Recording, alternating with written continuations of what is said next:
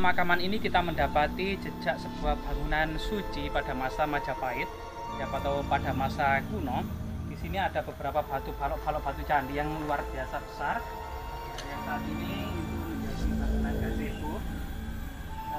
Sebenarnya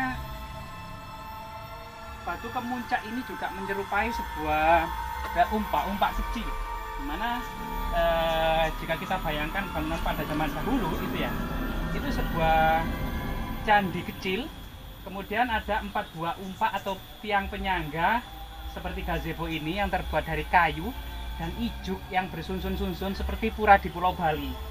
Kemudian ada beberapa batu lumpang. Nah,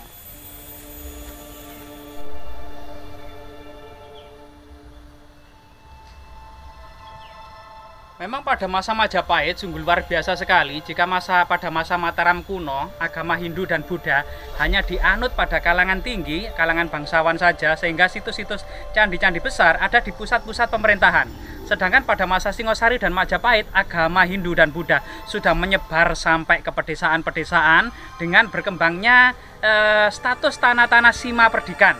Di situ penetapan Sima Perdikan, kemudian bangunan-bangunan yang bersifat Siwais maupun Wisnu maupun Buddha di desa-desa pun sangat banyak sekali.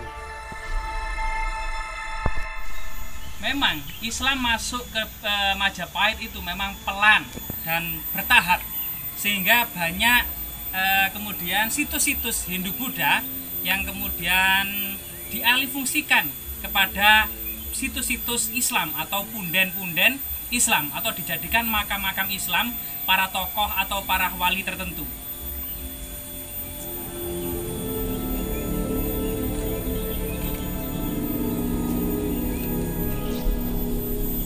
Ketika bangunan-bangunan suci pada masa Hindu-Buddha Majapahit kemudian beralih kepada punden-punden agama Islam, ini akan kemudian merawat dan tetap melestarikan jejak-jejak peninggalan kuno itu masih tetap disakralkan oleh masyarakat.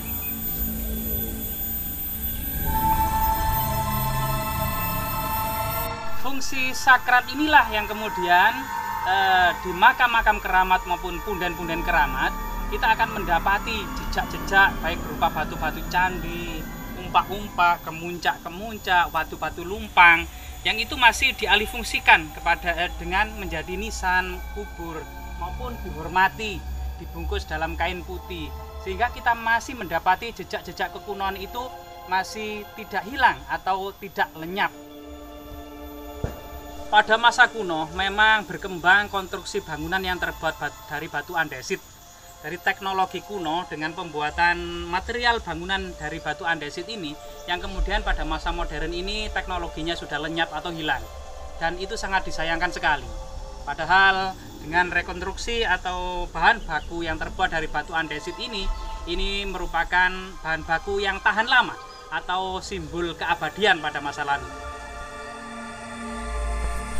Banyak pula yang bertanya, bahan-bahan baku yang terbuat dari batu yang keras, kemudian dibangun menjadi bangunan candi atau bangunan pemujaan, itu sangat presisi sekali. Ini menandakan sebuah keahlian pada masa lalu, termasuk kesaktian, tetapi juga kesabaran para leluhur kita itu dalam memanai sebuah profesi atau dalam membuat sebuah karya. Dengan kesabaran dan ketelitian yang sangat luar biasa sekali, maka batu yang tak berbentuk menjadi sebuah bentuk yang sangat indah sekali. Sangat aneh.